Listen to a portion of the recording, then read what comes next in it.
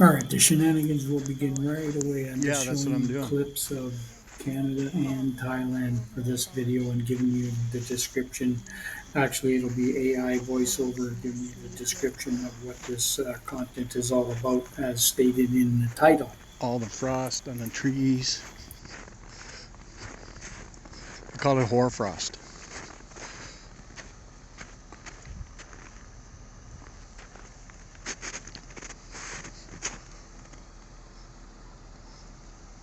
As you watch this short video showing clips from both Canada and Thailand, I will be discussing why I choose to come to Thailand during the Canadian winters. Okay. And how I can actually do that and still keep my job, without working in Thailand or earning any money from these YouTube videos. Well, at least not yet. Sometime back in 2015, I was staring down two major life-altering events, really only one, but that one led to the second one. My first wife and I had decided it was time to go our separate ways. So after 24 years of marriage we filed for divorce.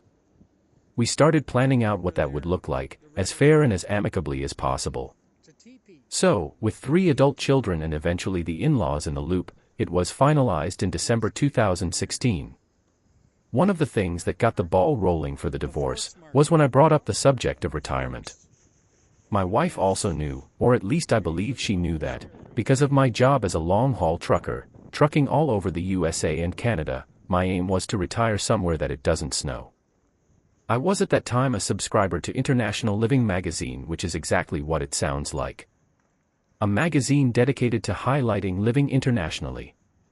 At that time my focus was mostly Panama, Belize, and Costa Rica.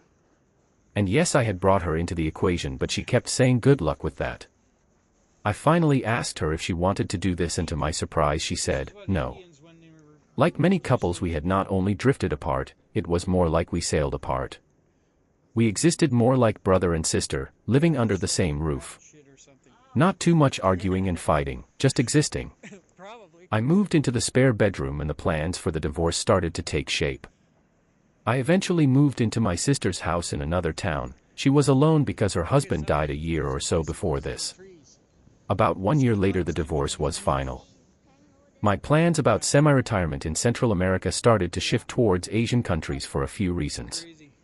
One of the main reasons happened when I did a Google search, searching keywords like, countries where I could live 6 months every year that is safe, it doesn't snow, and has good health care, and most importantly very affordable. As most of you can guess, my financial situation took a pretty good hit in the divorce. Let's just say I was starting from scratch. Side note, anyone considering a divorce after many years of marriage may want to consider the cost. I'm not saying that I wouldn't have went through with the divorce, I'm saying I found out something that I never knew, and I know many people that got divorced and I've never heard this one thing. After I tell you, check your local laws to see if this applies to you.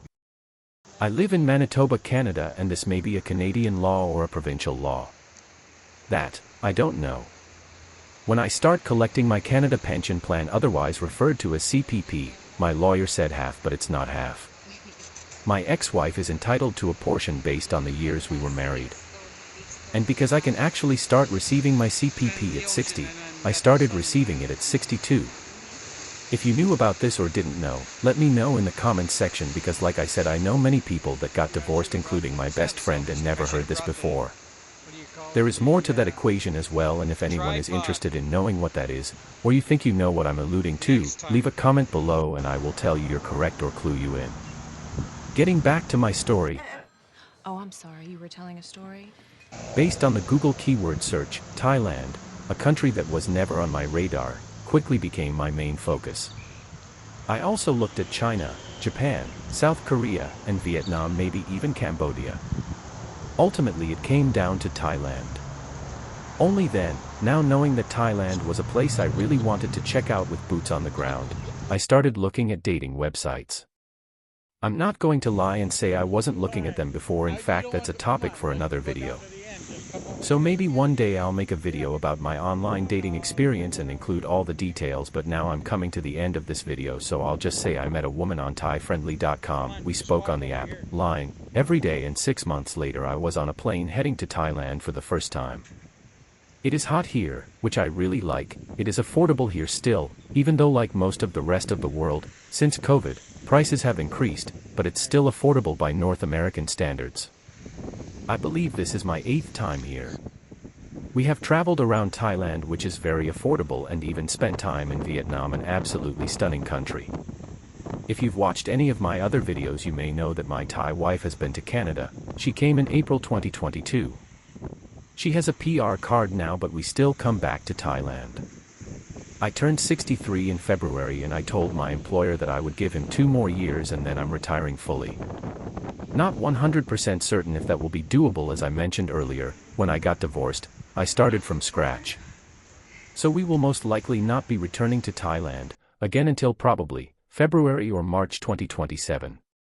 That way we can focus mainly on our finances before I start taking my old age pension, along with my CPP. You know what to do. If you have any questions and comments, I will answer them. You will be the first to know. As soon as possible. If you would like, and subscribe to our channel, and possibly even consider hitting the link to buy me a coffee, it means a lot. There's a couple more videos on the screen I'd like you to check out.